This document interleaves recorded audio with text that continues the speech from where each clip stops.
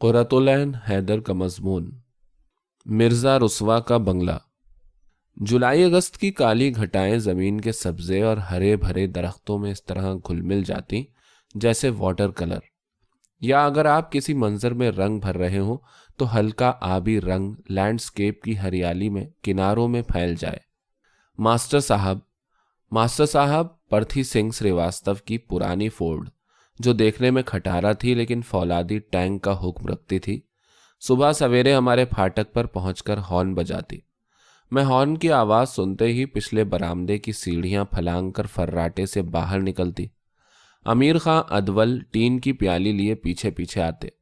میں ان کو نظر انداز کر کے فورڈ پر چڑھتی۔ عزیز بانو داراب وفا کو یہ منظر آج تک یاد ہے۔ وہ فرماتی ہیں، کبھی امیر خاں گاڑی میں بیٹھی لڑکیوں کے لیے ایک ٹرے میں پانی کے گلاس اور جگ یا چائے کی کشتی اٹھا کر لاتے، پھر تم فراک پہنے بستہ اٹھائے بھاگتی ہوئی آتی اور اچک کر گاڑی میں سوار ہو جاتی۔ گاڑی کے پچھلے دروازے کو بند کر کے ان کے سامنے پتلی پتلی بینچیں لگا دی گئی تھیں۔ ایک روز اس گاڑی کو دیکھ کر والد مرحوم کے ایک دوست نے کہا تھا، ایک کائست بچے کا ذہن ایسا ہو سکتا ہے۔ یہ گاڑی فورڈ موٹر کار کے میوزیم میں رکھنے کی مستحق تھی۔ ایک بار یہ افواہ سنی کہ ایک تعلقے کے راجہ صاحب ماسٹر صاحب کی نیک نامی اور تعلیم نسواں کے سلسلے میں ان کی جانفشانی سے متاثر ہو کر اپنا ایک موونگ ہوم اسکول کو نظر کر رہے ہیں۔ اس پر میں نے کہا، مل گیا اسکول کا عطیہ یہ ہندی قوم سے، جڑ گیا چھکڑا ہمارا ان کے موونگ ہوم سے۔ عزیز بانو نے، جو بطور ہونہار بروا اس وقت بھی فکر سخن فرماتی تھی، فوراً کہا، قوم اور ہوم فٹ نہیں بیٹھ رہا ہے۔ میں نے جواب دیا، ماسٹر صاحب کا چھکڑا بھی کون سے موونگ ہوم میں فٹ بیٹھے گا۔ ہمارے پڑوسی مسٹر چکرورتی سپرنٹینڈنگ انجینئر کے ہاں مدھوراشٹک شروع ہو جاتا، بدنم مدھورم ہستم مدھورم، کیونکہ یہ جنماشٹمی کا سیزن ہوتا۔ اس وقت گاڑی میں عزیز بانو کے علاوہ اختری بھی موجود ہوتی۔ یہ دونوں سبزی منڈی کی طرف پرانے شہر میں رہتی تھی۔ میں گاڑی میں بیٹھنے کے بعد جغرافیہ کا سبق یاد کرنے کے لیے ایٹلس نکالتی۔ یہ ایک بہت ہی خوبصورت ولایتی ایٹلس تھی جس کے اندر شوخ رنگوں میں چھپے نقشے، پینٹنگز معلوم ہوتے تھے۔ اس وقت بے دھیانی سے امریکہ کے نقشے پر نظر دوڑاتے ہوئے اختری کے فرشتوں کو بھی خبر نہیں تھی کہ وہ دور دراز شکاگو کو ایک روز اپنا وطن بنا لیں گی اور بانو بطور ایک نامور شاعرہ مشہور ہوں گی۔ عزیز بانو نے اس وقت اسکول کی فورڈ موٹر کے اوپر ایک ایسی حجو لکھ ڈالی جس پر سودا کا گھوڑا بھی رشک کرتا ہے۔ اکبر الہ آبادی ہوں یا میرو سودا، شاعری سب کی گھٹی میں پڑی تھی۔ گو بانو کو ایک مشہور فارسی شاعر اور علامہ اقبال کے دوست خواجہ عزیز لکھنوی کی پڑپوتی ہونے کے ناطے فارسی میں اس وقت قصیدہ بہاریہ لکھنا چاہیے تھا، خیز در باغ و راغ قافلہ گل رسید۔ اب ہم لوگ ریلوے لائن کراس کر کے مسلم گرلز کالج کے سامنے سے گزرتے ہوئے ایک طرف کو مڑتے، جہاں سڑک سے کچھ فاصلے پر گھاس اور خودرو چولائی کے پودوں سے بھرے امرود کے باغ کے اندر ایک سفید رنگ کی کوٹھی پوشیدہ تھی، جس کے پچھواڑے سے چھوٹی لائن کی مال گاڑی درختوں کے جھرمٹ میں سے گزرتی دور پورب دیس گورکھپور وغیرہ کو نکل جاتی۔ یہ شکار گاہوں اور جنگلوں میں چھپے ڈاک بنگلوں والے ہرے بھرے پرسکون اضلاع مجھے بچپن سے ہمیشہ بہت مسحور کرتے تھے، اور یہ چھوٹی لائن کی مال گاڑی ہمیشہ مجھے بڑی پراسرار اور افسانوی معلوم ہوتی تھی۔ جب یہ ٹرین مرزا رسوا کی کوٹھی کے پچھواڑے سے گزرتی، اس کے آخری ادکھلے ڈبے میں ایک سرخ ناک اور چقندر جیسی شکل والا اینگلو انڈین بڑے فلسفیانہ انداز میں اپنے سٹول پر بیٹھا نظر آتا۔ مرزا رسوا کی کوٹھی میں رہنے والی بہنوں میں سے سب سے چھوٹی بہن، جو اسکول میں میری ہم جماعت تھی، اس نے ایک بار ہمیں بتایا تھا کہ وہ بوڑھا گارڈ ان کا دوست بن گیا ہے۔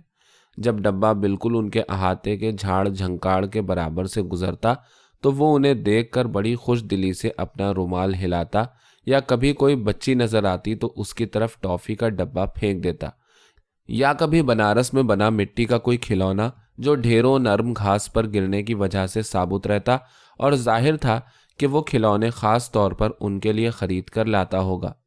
کبھی کبھی وہ لڑکیاں بھی خاردار گھاس میں سے نکلتی ہوئی اس کے ڈبے کے قریب جا کر سینڈوچز کا پیکٹ تھما دیتی، اور وہ گاڈ بلیس یو کہتا ہوا سینڈوچ کھاتا جاتا اور ریل گاڑی درختوں میں اوجھل ہو جاتی۔ اس کی زندگی کیسی تنہائی میں گزرتی ہوگی۔ خاموش مال گاڑی کے آخری ڈبے پر گھنے سنسان جنگلوں میں سے گزرتے رہنا اس کا مقصد حیات تھا۔ کیا وہ اسی لیے پیدا ہوا تھا؟ کبھی کبھی وہ اپنے اسٹول پر بیئر کا مگ لیے بیٹھا نظر آتا۔ اس وقت چارلز ڈکنس کے پکوک پیپرز کا ایک کردار یا ہوگارتھ کی ایک پینٹنگ معلوم ہوتا۔ اس کوٹھی میں پہلے کبھی مرزا محمد ہادی رسوا کی یوریشین گرل فرینڈ رہتی تھی، لہٰذا اس باب کا عنوان مرزا رسوا کی یوریشین گرل فرینڈ کا بنگلہ ہونا چاہیے تھا، لیکن یہ عنوان بہت طویل ہو جاتا اور اس کھٹارا موٹر کار کی طرح کتاب کے اس صفحے پر فٹ نہ بیٹھتا۔ مرزا رسوا اپنی فٹن یا بگھی یا جھلملیوں والی کھڑکیوں کی پالکی گاڑی یعنی ولایتی کوچ میں بیٹھ کر گولا گنج یا وزیر گنج سے اتنی دور اس میم صاحب کے پاس آتے ہوں گے اور جاڑوں کی سنہری دھوپ یا گرمیوں کی سہانی شام اسی گول چبوترے پر پڑی ایک کرسی پر بیٹھ کر اس خاتون سے انگلش پڑھتے ہوں گے، ہو سکتا ہے اسے ریاضی بھی پڑھاتے ہوں۔ مرزا رسوا کی شاگردوں میں ایک مس گریز بھی تھی، ممکن ہے یہ ان موصوفہ کی کوٹھی رہی ہو۔ امراؤ جان بیچارے مرزا صاحب کا ایک ایسا ٹریڈ مارک بن گئی کہ ہم ان کے علاوہ اس حیرت انگیز مصنف کے متعلق بہت کم جانتے ہیں۔ جب میں سورگ واسی صابر دت کے غزل نمبر کا حصہ خواتین مرتب کر رہی تھی تو اس بیچارے سچے کھرے پرخلوص خادم اردو نے کہیں سے امراؤ جان ادا کا ایک فوٹوگراف لا کر دیا جو انہیں حیدرآباد دکن کے کسی ذخیرے سے ملا تھا، اور یہ تصویر عین مین اسی سائز کی تھی۔ گزشتہ صدی میں جس سائز کی تصویریں قیصر باغ کے مشکور الدولہ فوٹوگرافر کی فرم نے سرکاری حکم کے مطابق لکھنؤ کی 30-40 اعلیٰ درجے کی ارباب نشاط کی کھینچی تھی تاکہ ان کو لکھنؤ کی میونسپل کارپوریشن اپنے ریکارڈ میں رکھے، اور ایک تصویر اپنے لائسنس کے ساتھ ان بیچاریوں کو بھی رکھنی پڑتی تھی۔ امراؤ جان ادا کی اس تصویر سے پتہ چلتا ہے کہ وہ ایک سانولی سلونی قبول صورت خاتون تھی، لیکن حسین محجبین ہرگز نہیں تھی۔ راقم الحروف نے کہیں لکھا ہے کہ ان لکھنؤ آل ہسٹریز یسٹرڈے۔ 1857 کے بعد آدھا لکھنؤ توڑ پھوڑ کر برابر کر دیا گیا اور اس کے ملبے میں سے فوجوں کی تیز رفتار نقل و حرکت کے لیے 5 بڑی سڑکیں نکالی گئی تھیں۔ اس تباہی کے باوجود چند عمارتیں بچ گئی تھیں، ان میں انگریزوں نے اپنے بینک اور کلب گھر وغیرہ بنائے۔ مرزا رسوا کی گرل فرینڈ ہو سکتا ہے کہ کلکتہ کی باشندہ رہی ہوں یا لکھنؤ ہی کے عیسائی فرقے سے تعلق رکھتی ہوں، جو فرقہ یہاں عہد آصفی سے آباد تھا۔ جیسا کہ سب کو معلوم ہے، اودھ انگریزوں کی ایک سیٹلائٹ پروردہ سلطنت تھی، ان کا یہاں جتنا رسوخ نہ ہوتا کم تھا۔ روپ موسیوں کا باغ جو عوام نے موسیٰ کا باغ بنا لیا، لا مارٹینیز جو مارٹین کوٹھی کہلائی، پرانے گرجا گھر مثلاً حضرت گنج کے عقب کا مقبرہ کمپاؤنڈ اور لال باغ وغیرہ سب عیسائیوں کے مسکن تھے۔ پرانے یوریشین خاندانوں میں ایک کنبہ جن کی خواتین سے اکثر مجالس محرم میں ملاقات ہوتی تھی، اس کی لڑکیاں گوری چٹی اور نیلی آنکھوں اور بھورے بالوں والی تھیں اور سب برقع پوش۔ ان میں سے ایک لڑکی نے مجھے بتایا کہ اس کے دادا روچسٹر سے آئے تھے، اور خستہ حال کنبہ جس کے مرد پیشہ ور مرثیہ خواں تھے، ان کا تعلق جنرل لارڈ رابرٹ کے خاندان سے تھا۔ جنرل صاحب خود نصف آئرش اور نصف ہندوستانی تھے۔ جنرل اسکینر کی والدہ کی طرح ان کی ماں بھی دیسی تھی۔ فیلڈ مارشل لارڈ رابرٹ کی بہن مارگریٹ نے کلکتہ کے نواب سید احمد علی سے شادی کی تھی، جو نواب مظفر جنگ نائب ناظم بنگال بہار اڑیسہ کے بیٹے تھے۔ نواب میر قاسم علی خاں کی ٹریجڈی کا کوئی تذکرہ نہیں کرتا، البتہ لارڈ کلائیو ایک برطانوی ہیرو ہیں جن کے کارنامے انگلستان کے اسکولوں میں پڑھائے جاتے ہیں۔ چنانچہ ثابت ہوا کہ بالکل غیر جانبداری سے تاریخ نویسی ایک بہت مشکل کام ہے، اور انتہا پسندی کا رویہ بھی اختیار کرنا بہت آسان ہے۔ مثلاً سارے اہل مغرب کی نظر میں مشرقی بادشاہ و سلاطین ظالم اور عیاش تھے، اور اہل مشرق کے نزدیک وہ خود معصوم بھولے فرشتے جن کو بدماش فرنگیوں نے آ کر جل دیے۔ ادھر جو تاریخ کی کتابیں زیادہ امپیریلسٹ مورخوں نے لکھی وہ میں نے اسکول میں بھی پڑھی۔ میرے پاس دا بک آف نالج کی ساری جلدیں موجود ہیں۔ یہ سیٹ میرے لیے بچپن میں کلکتہ سے منگوایا گیا تھا۔ اسی طرح کی کتابوں کا ایک سیٹ میرے فرسٹ کزن پارے اور اچھو کے پاس بھی تھا۔ دراصل وہ زمانہ ویڈیو کیسٹ کے بجائے کتابوں کا تھا، حالانکہ اب سارے کلاسک اور مشہور ناول ویڈیو کیسٹ میں منتقل ہو چکے ہیں، لیکن پرنٹڈ ورڈ یعنی چھپے ہوئے الفاظ سے ذہن جو رابطہ قائم کرتا ہے وہ متحرک تصاویر کے ذریعے نہیں ہوتا۔ دا بک آف نالج میں شامل ایک تصویر میں اقوام عالم کے بچے ایک جلوس کی صورت میں دکھلائے گئے ہیں۔ سب سے آگے انگریز لڑکا اور لڑکی، پھر دوسرے یورپین بچے جن کی قومیت ان کے لباس سے ظاہر ہوتی ہے، ان کے بعد جاپانی، چینی، عرب بچے، ہندوستانی اور افریقی بچے، کالے کالے چھوٹے چھوٹے ننگ دھڑنگ اور ننگے پاؤں۔ آج کل آپ مغرب میں اگر کسی یہودی کو جیو کہہ دیں تو بہت برا مانے گا، لیکن اصلیت میں اب بھی زیادہ تر اہل مغرب نسل پرست ہیں۔ سینکڑوں برس کا غرور اور احساس برتری چند سال میں زائل نہیں ہو سکتا۔ نسلی فوقیت کا یہ احساس ہمارے یوریشین طبقے میں بھی موجود تھا۔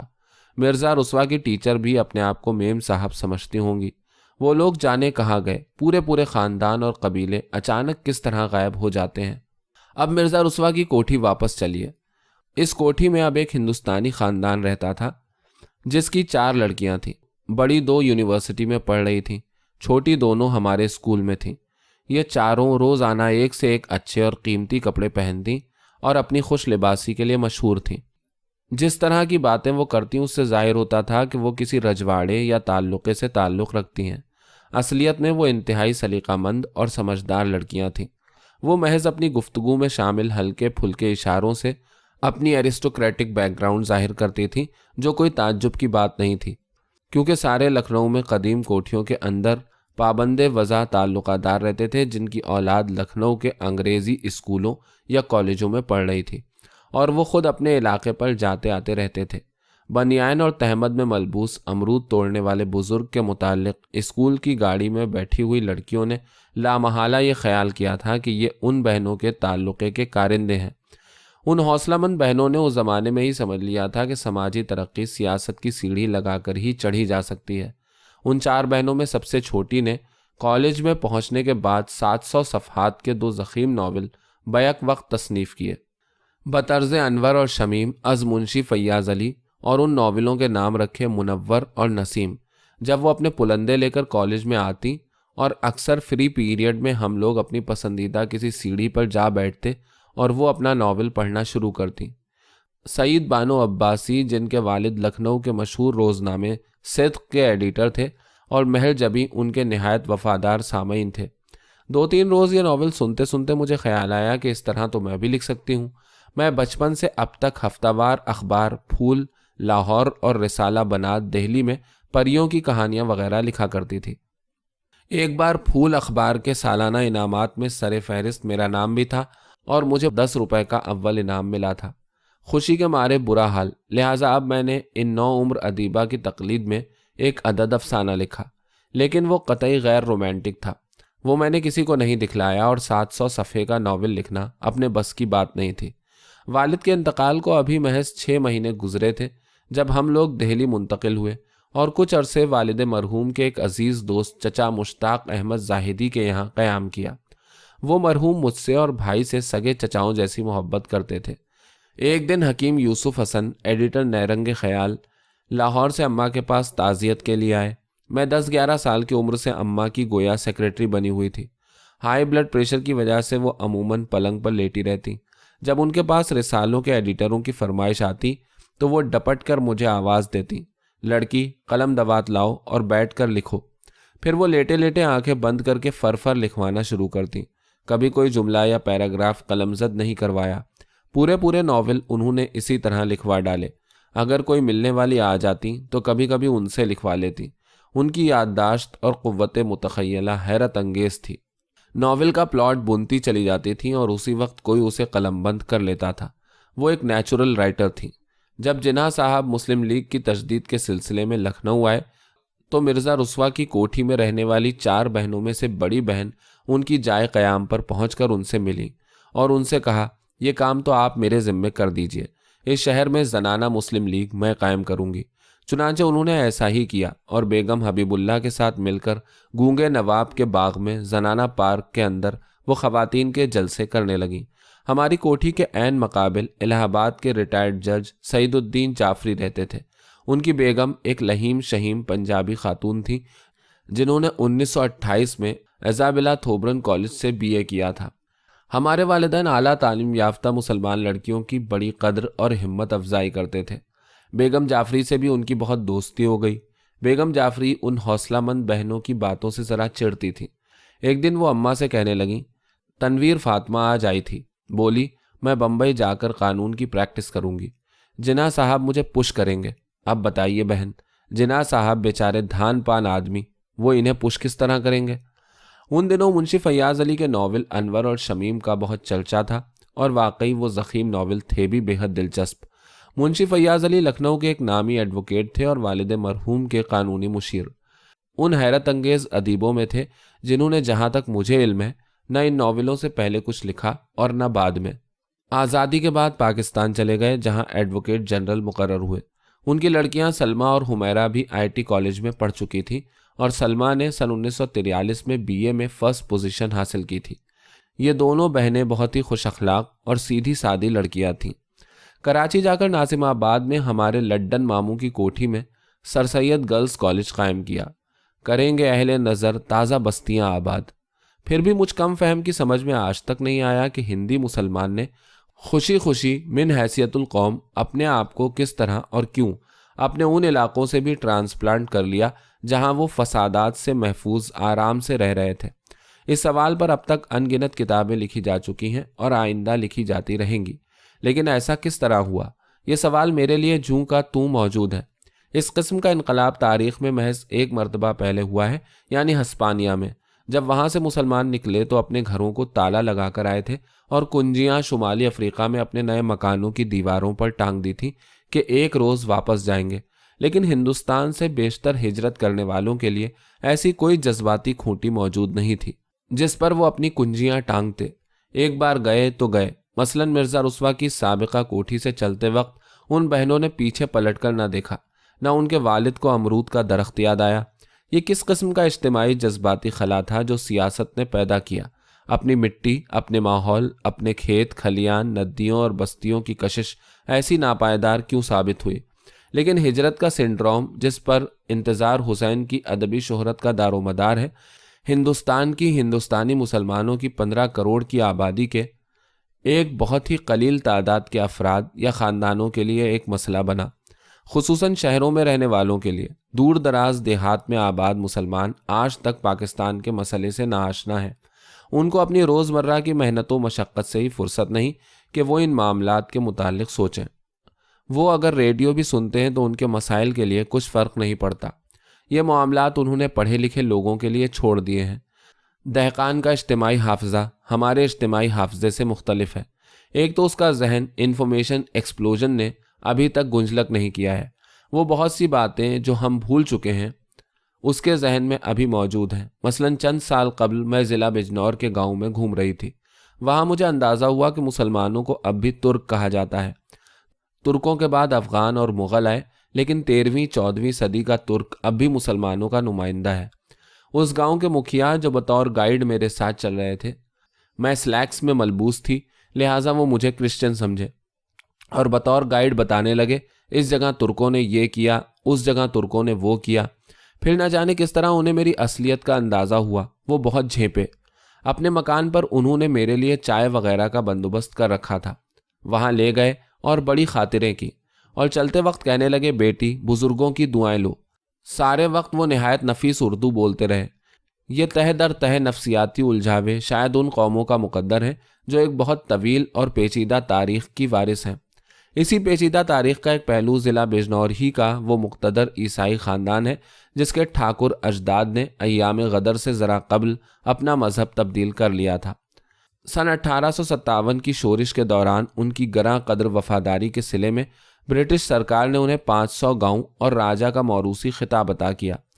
اس خاندان کے کچھ افراد اپنی شاندار کوٹھی میں اپنے قصبے تاجپور میں رہتے ہیں، کچھ پونا میں سکونت اختیار کر چکے ہیں۔ ان کی خواتین جو راجکماریاں کہلاتی ہیں اپنے کیتھولک چرچ کی بڑی سرگرم اراکین ہیں۔ شفا خانہ، یتیم خانہ اور جزامیوں کا اسپتال وغیرہ ان کے پیسے سے ان کی نگرانی میں کام کر رہا ہے۔ ایک ٹیلے پر ایستادہ ان کی کوٹھی ودرنگ ہائٹس کی سی معلوم ہوئی، یعنی ایک نامعلوم سی کیفیت اس جگہ کی ہندوستان کے بجائے مغربی سی تھی۔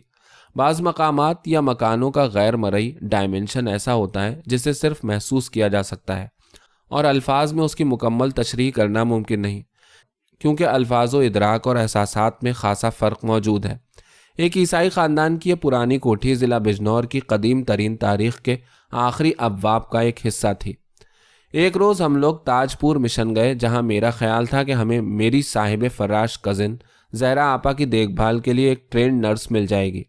یہ بات بھی قابل غور ہے کہ ہمارے یہاں کوئی ایسا مسلمان یا ہندو فلاحی ادارہ موجود نہیں، لامحالہ مشنریوں کی مدد کی ضرورت پڑتی ہے۔ تاج پور میں انہوں نے جنگل میں منگل بنا رکھا تھا۔ سب سے قابل ذکر چیز ان کا جزامیوں کا اسپتال تھا، جہاں وہ دور دور خود جا کر بے سہارا جزامیوں کو بلا تفریق مذہب و ملت اٹھا کر لاتے ہیں اور ان کا علاج کرتے ہیں۔ ان اپاہجوں میں اکثریت اہل ہنود اور اہل اسلام کی تھی، ان میں کوئی سکھ نظر نہیں آیا۔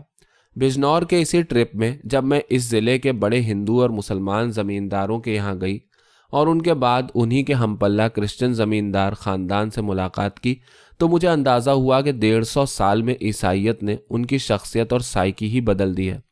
کسی ہندو یا مسلمان زمیندار کو یہ توفیق نہیں ہوئی کہ اپنے یہاں فلاحی ادارے قائم کرے۔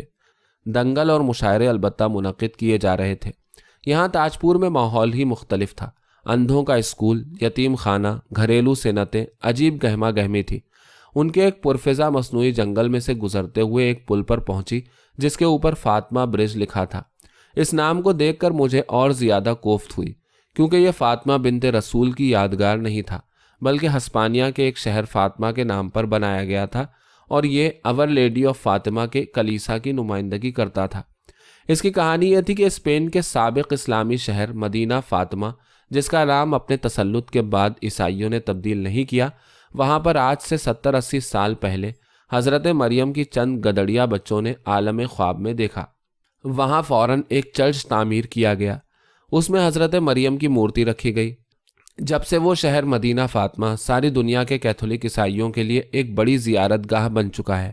حضرت مریم کا وہ مجسمہ معجز نما سمجھا جاتا ہے، اور چونکہ حضرت مریم اس فاطمہ نامی شہر میں دکھلائی دی تھی، ہندوستان میں بھی اور لیڈی آف فاطمہ کے کانوینٹ اسکول موجود ہیں، جن میں مسلمان بچے جوق در جوق پڑھنے جاتے ہیں۔ علی گڑھ میں ہماری ایک سادہ لوح عزیزہ نے مجھ سے کہا، عیسائی بھی تو جناب زہرا کو مانتے ہیں، دیکھو انہوں نے لیڈی فاطمہ اسکول یہاں کھولا ہے۔ میں اکثر سوچتی ہوں کہ اللہ میاں شاید واقعی بہت ہی بے نیاز ہیں کہ اتنے بڑے اسلامی ملک ہسپانیہ سے اسلام کا نام و نشان مٹ گیا، وہاں شاندار مساجد گرجا گھروں میں تبدیل کر دی گئیں۔ اللہ میاں نے ایسا کیوں ہونے دیا؟ کہا جا سکتا ہے کہ مسلمانوں نے بھی تو قسطنطنیہ کے عالیشان کلیسا سینٹ صوفی کو 600 سال تک مسجد بنائے رکھا۔ بہرحال اللہ میاں کی باتیں وہی جانے۔